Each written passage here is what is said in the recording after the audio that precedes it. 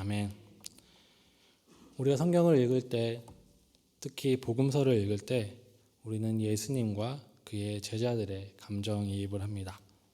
그래서 우리 스스로 반대편의 사람들, 바리새인들이나 종교 지도자들, 일반 유대인들의 삶을 보며 그 삶을 경계하고 예수님의 가르침에 귀를 기울이며 나는 제자로서 온전히 살 것을 결단합니다. 또 복음서를 읽다 보면 우리는 예수님의 복음이 필요한 사람, 즉 가난한 자와 과부와 고아, 죄인들, 그 모습을 나의 모습과 동일시하죠. 정말 나에게 주신 그 은혜에 감사하며 나를 위해 이 땅에 오신 예수님의 그 사랑에 감사하며 그 은혜에 합당하게 살려고 우리 자신을 적용하고 감정이입을 하게 되는 것 같습니다.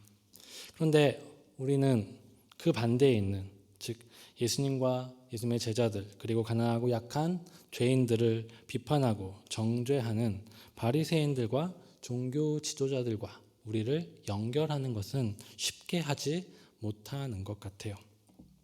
성경은 우리가 바리새인들이나 종교 지도자들과 같은 모습이 많다는 것을 보여줘요. 요즘에 성경 개관을 함께 하고 있는데요. 누가복음을 읽으면서 제가 계속해서 강조한 말은 누가복음은 우리를 과부나 고아나 죄인들과 연결시키는 것이 아니라 그들을 핍박하고 있는 바리새인과 서기관들과 유대인들과 우리를 연결시키고 있는 것 같다라고 강조했습니다. 누가복음을 읽다 보면은 우리가 그런 연약한 사람들이 아니라 그런 연약한 사람들을 우리의 생각과 우리의 관습과 우리의 가치관으로 정죄하고 피하고 멀리하는 것들을 보게 되기 때문입니다. 예를 들어서 이제 두 랩돈 여인의 이야기를 들으면 우리는 그 여인의 신앙에 대해서는 강조하지만 그 여인이 얼마나 신앙이 좋아서 자신의 전 재산을 함께 드리는 것에 대해서는 강조하지만 그 여인이 얼마나 고통하고 아파하는지에 대해서는 감정이입을 하지 못하죠.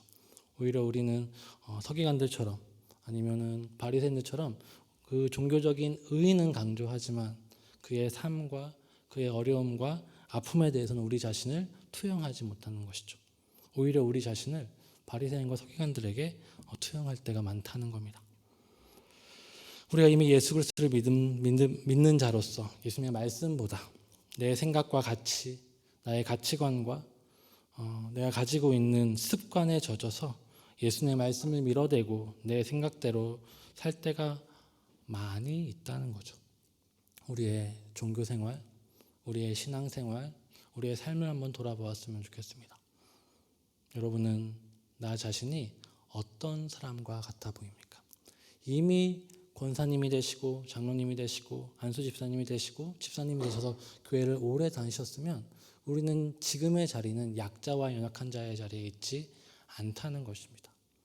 오히려 우리는 종교 생활 안에 들어와 있기 때문에 오히려 바리새인과 서기관들과 유대인들과 같이 실수하지 않을까 걱정해야 하는 자리에 있다는 거죠. 먼저 믿은 자로서 예수님의 사랑과 용서를 먼저 받은 자로서 그 사랑이 필요한 사람들에게 다가가기보다 나의 생각과 나의 판단에 따라서 누군가를 판단하고 멀리하고 선을 긋고 정죄하는 모습을 발견하게 되죠. 저 사람은 왜 저럴까? 저 사람은 왜 저렇게 행동할까? 나 자신이 얼마나 큰 죄에서 용서받았는지를 생각하지 못하고 누군가 나에게 작은 잘못을 한 것에 대해서 화내고 비판하고 정죄하는 것이 우리 삶에 얼마나 많이 있습니까? 가까이 있는 우리 자녀들에게도 우리는 관대하지 못한 것 같습니다. 저 자신도 그렇죠. 네. 아이는 당연히 못하는 게 당연한데 왜 못하는지 이해하지 못할 때가 많이 있거든요. 그럴 때마다 우리는 생각해야 되죠. 예수님이 나를 얼마나 사랑하셨는지를 생각해야 합니다. 그런데 우리는 그것이 너무나 힘들어요. 제대로 예수님의 말씀에 직면한다는 것이 얼마나 힘든지 우리는 알고 있습니다. 우리에게 좋은 말씀, 복이 되는 말씀, 평안이 되는 말씀은 우리는 받기 좋아하지만 내 생각과 다른 말씀, 나에게 뭔가 요구하고 희생을 요구하는 그 말씀에 대해서는 외면하고 싶어 하죠. 내 생각과 다를 때, 우리를 힘들게 하는 말씀에 직면할 때 우리는 그것을 멀리하고 못 본 척하고 나는 못한다라고 핑계댑니다. 그것이 우리들의 솔직한 모습인 것 같습니다. 성경을 읽을 때 우리의 마음이 찔려야 정상이죠. 성경을 읽을 때 우리는 이 성경을 덮고 싶어야 정상입니다. 선지서를 읽을 때 하나님께서 내가 저 성전의 문을 닫았으면 좋겠다라는 그 말씀을 읽을 때 우리는 한국교회를 생각하며 주님 이 교회를 변화시켜 주십시오라고 기도는 하지만 나 자신을 얼마나 바라보고 계십니까? 내가 하나님의 성전 문을 닫고 싶어하는 그 한 사람이라는 사실에 대해서 얼마나 직면하고 계십니까? 오늘 본문 속에서 예수님과 유대인의 관계를 보겠습니다. 유대인들은 초막절에 자신을 진정한 빛이시라고 예수님은 자신을 선포하셨습니다. 많은 논쟁이 있었지만 그들은 어찌어찌해서 예수님을 믿었다라고 30절에 이야기합니다. 그러나 31절부터 계속되는 논쟁을 통해서 그들은 그들의 생각과 관습 때문에 예수님을 받아들이지 않습니다. 이 일화의 마지막인 59절을 보면 예수님을 믿었던 그 사람들이 예수님의 말씀을 듣고 예수님을 돌로 치려 하는 장면과 만나게 됩니다. 예수님의 말씀은 그들에게 불편했고 그들이 감당하기 너무 힘든 이야기였기 때문입니다. 당연한 것 같아요. 그들의 반응은 당연합니다. 어떻게 예수님의 말을 듣지 않을 수 있을까? 믿지 않을 수 있을까? 우리는 생각할 수 있지만 우리가 그 시대에 간다면 당연히 그럴 수밖에 없습니다. 왜냐하면 예수님이 하는 말씀을 잘 보면 돼요. 그들은 스스로 아브라함의 후손이라고 생각했어요. 하나님의 백성이라고 생각했습니다. 우리로 치면 나는 어릴 때부터 교회를 다녀왔고 종직자를 맡고 있고 정말 직분으로 교회를 온전히 섬기고 있는 사람이라고 스스로 생각하고 있었어요. 비록 이 땅에 살아가면서 로마의 압제 가운데 있지만 하나님의 백성으로서 세상 나라와 다른 더 큰 나라의 한 백성임을 자랑하며 살던 사람들이었어요. 그렇기 때문에 그들은 이방인을 경멸했어요.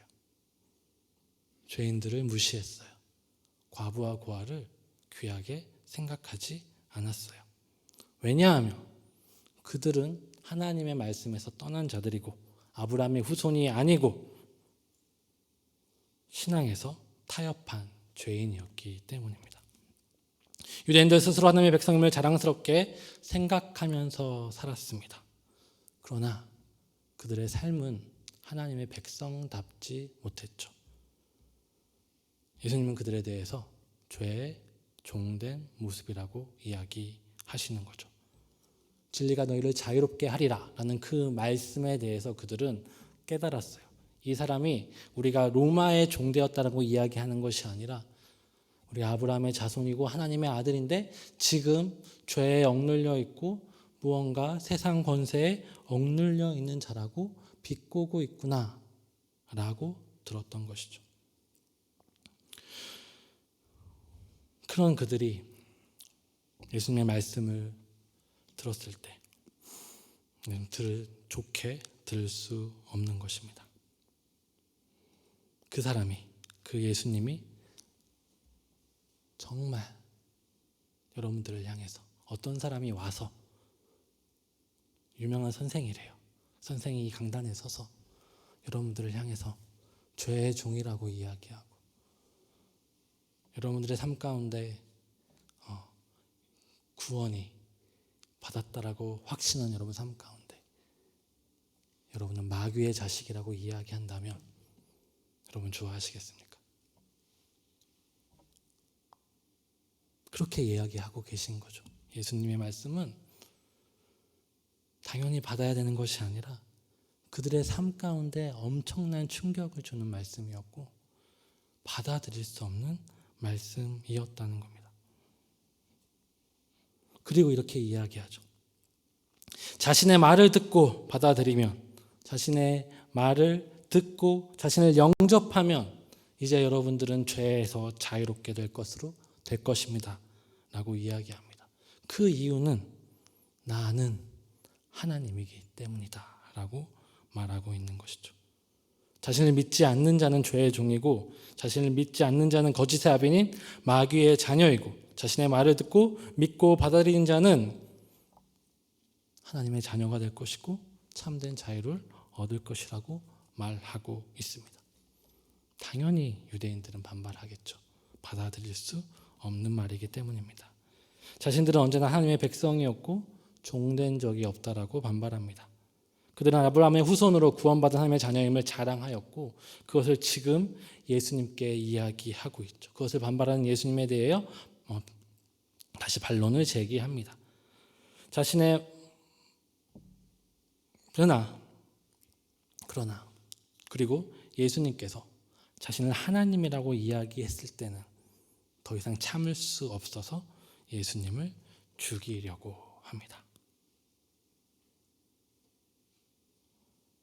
예수님의 말은 유대인들이 듣기에는 너무나 광호하고 신성모독처럼 들렸고 자신의 모든 삶을, 사고를, 가치관을 흔들고 깨는 이야기였던 것입니다.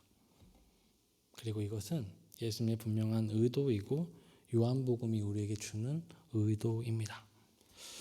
영국의 작가 C.S. 루이스는 예수님께 대해서 이렇게 이야기했어요. 예수님을 좋은 선생님, 위대한 도덕 선생님, 위대한 좋은 선생님으로 받아들일 수 없다. 우리는 예수님을 좋은 선생님으로 받아들일 수 없다라고 이야기합니다.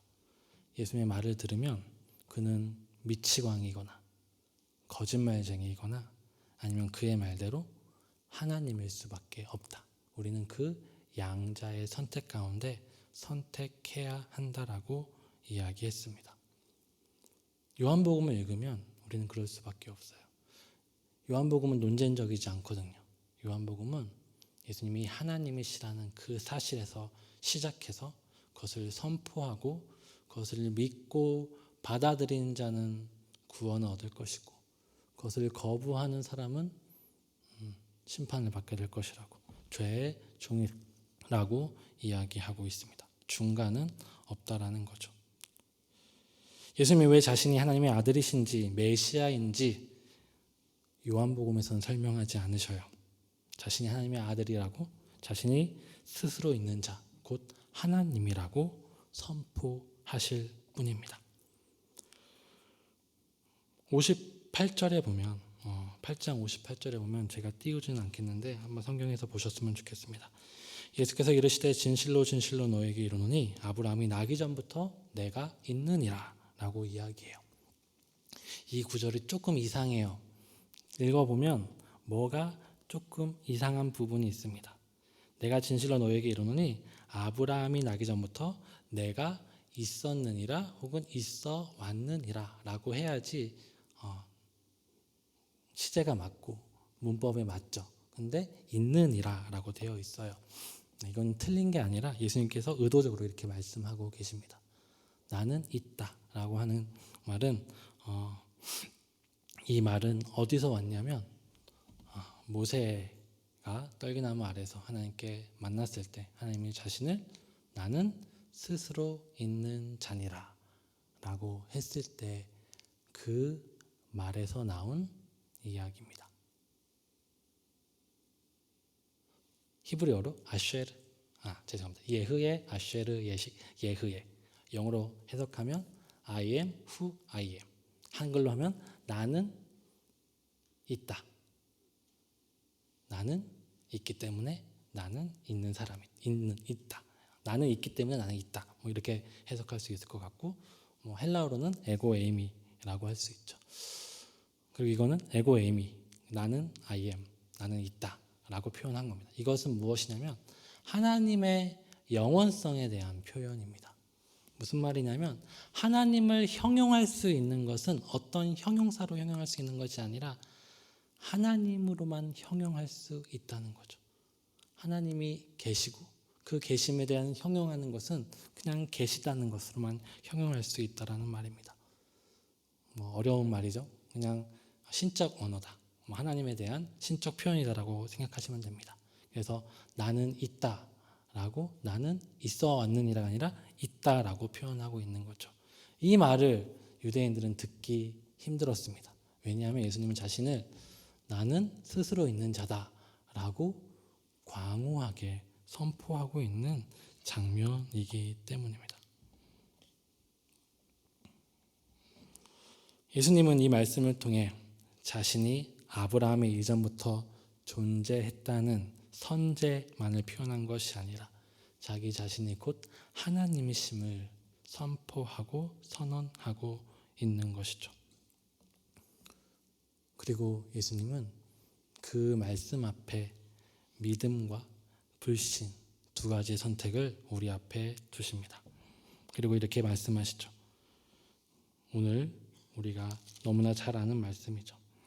너희가 내 말에 거하면 참으로 내 제자이다 라고 말합니다. 이 말씀, 예수님 하시는 그 말씀을 믿고 그 말씀을 받아들이는 사람은 예수님의 제자인 거죠. 그것을 받지 않는 사람, 거부하는 사람은 예수님의 제자가 아닌 겁니다. 제자가 되는 것은 쉬워요. 뭐예요? 예수님이 하시는 이 말씀을 받아들이면 돼요. 믿으면 돼요. 그리고 믿지 않으면 제자가 아닌 거죠.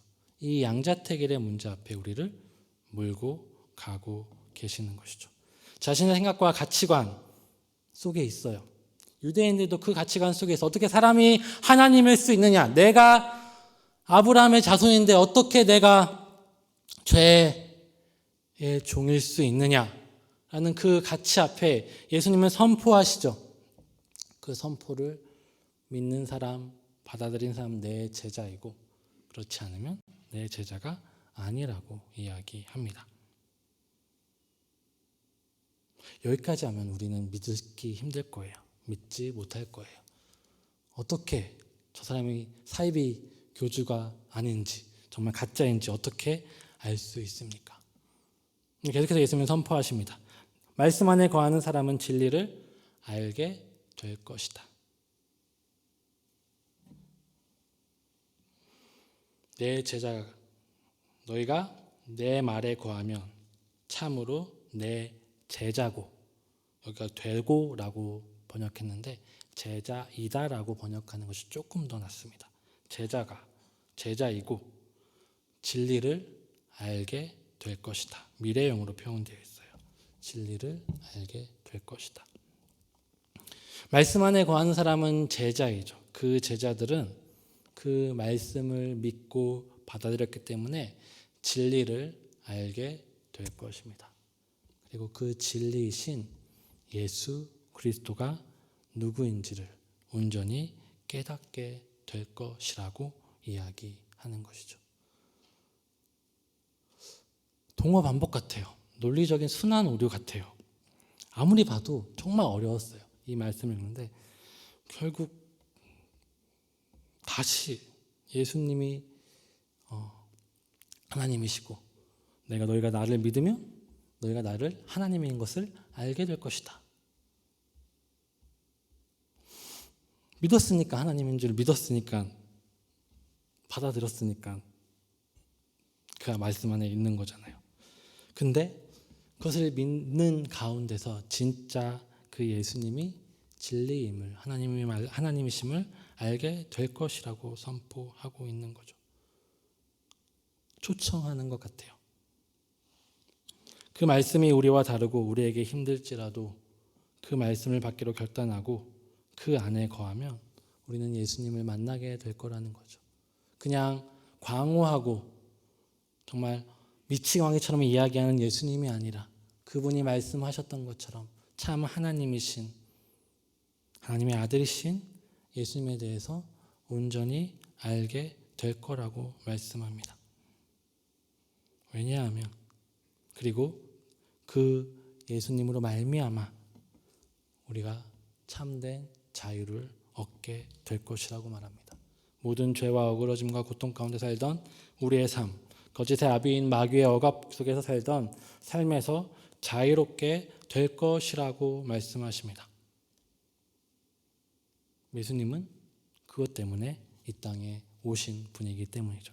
예수님께서 십자가에서 죽으신 이유, 이 땅 가운데 예수님께서 성육신하셔서 우리와 함께 하신 이유는 바로 우리를 참되게 자유케 하시기 위해 오셨기 때문이고, 우리가 그것으로 말미암아, 예수님으로 말미암아 자유케 되려면 먼저 시작되는 믿음이 필요하다는 것.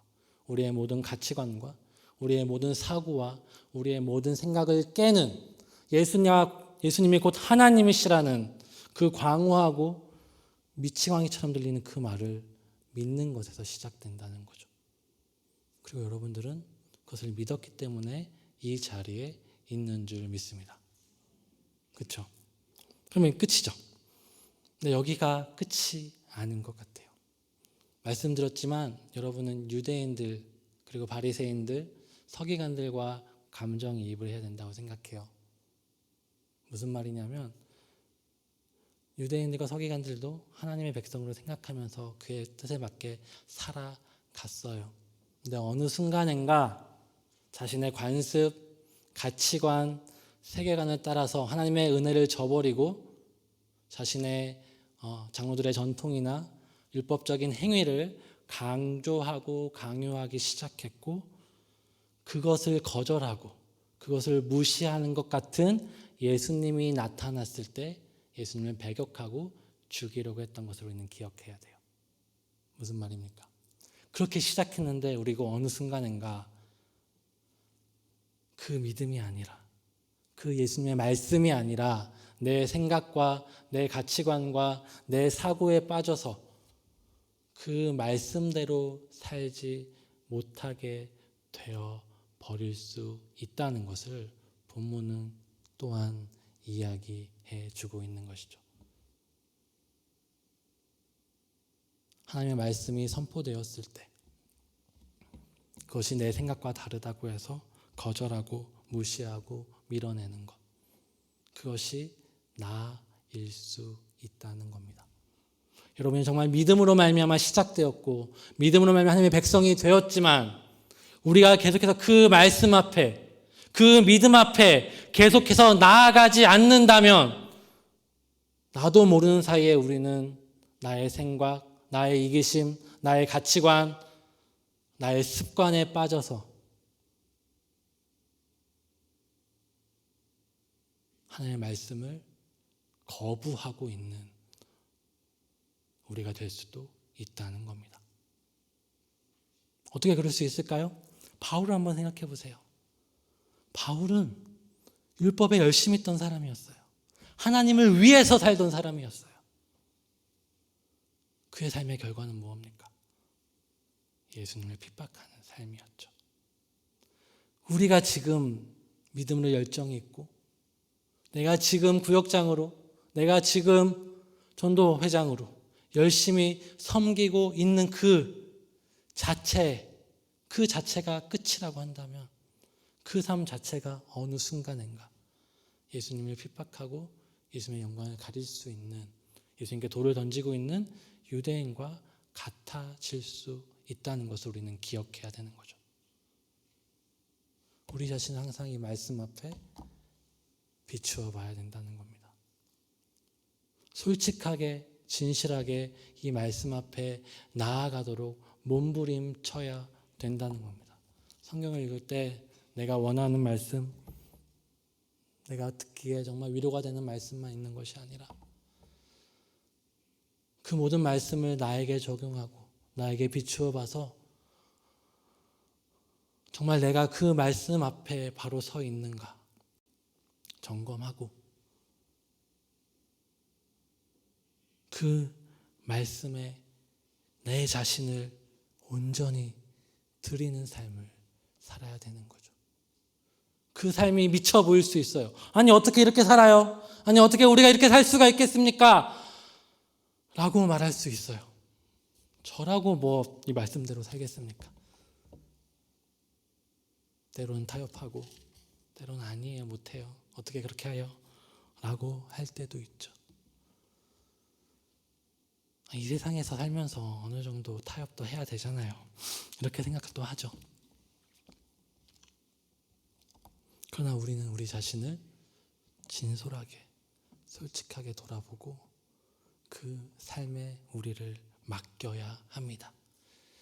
그럴 때 예수님이 누구신지를 온전히 알 수 있습니다. 예수님이 정말 하나님이시라는 것을 우리는 깨달을 수 있다는 말입니다. 우리가 그 말씀에 우리를 맡기지 않는다면, 말로는 예수님을 믿는다 이야기하지만 그는 우리의 힘으로 살고 있는 것일 수 있어요. 우리의 삶 가운데 하나님 나라가 임했다고 이야기하지만 그것은 하나님 나라가 아닐 수 있다는 겁니다. 오늘 이런 기사를 봤어요. 오징어 게임 되게 유명하더라고요. 아직 보진 않았는데 어떤 내용인지는 이제 리뷰를 통해서 좀 봤는데, 반기독교 영화다. 기독교를 비판하는 영화다라고 이제 많은 성명서가 나오더라고요. 거기에 뭐 목사님이 계시는지 아니면 어떤 종교인이 되게 안 좋은 모습으로 나타났나 봐요. 우리는 그런 것에 들었을 때 그저 기독교를 공격한다라는 그런 생각으로 치부하고 끝날 때가 많이 있습니다. 근데 그 속에서 어떤 사람들은 우리의 근본적인 죄의 문제를 발견한 것 같아요. 그래서 그것이 기독교의 문제가 아니라 기독교 안에 스며든 죄의 문제라고 지적하는 분들의 기사를 읽었습니다. 왜 이런 이야기를 하냐면, 우리가 성경을 읽을 때도 아니면 다른 사람에게 무언가 소리를 들을 때 과연 우리가 말씀대로 살고 있는가? 과연 우리가 이 말씀에 비추어서 나를 온전히 드리고 있는가? 생각해보는 시간으로 가졌다면 좋겠다라고 생각이 들었어요. 그분은 그렇게 생각하신 것 같아요. 그냥 교회 비판이 아니라 교회 안에 있는, 이 사회에 있는 죄에 대한 풍자고 표현이라고 읽으셨던 그 사람은 정말 단순히 누군가의 비판과 누군가의 판단과 듣기 싫은 소리가 나에 대한 판단과 비판 이야기가 아니라 정말 내가 정말 그렇게 살고 있는 것인가를 한 번 더 돌아보는 시간으로 삼았던 것이죠. 우리도 그랬으면 좋겠습니다. 말씀을 읽을 때 우리가 하나님 앞에 기도하며 나아갈 때 하나님이 우리에게 무슨 말씀을 하시는지 귀를 기울이고, 그것이 설령 너무나 힘들고 어려운 것일지라도 나 자신을 솔직하게 진실하게 비추어 드리는 우리의 삶이 되었으면 좋겠습니다. 그것이 정말 힘들 거예요.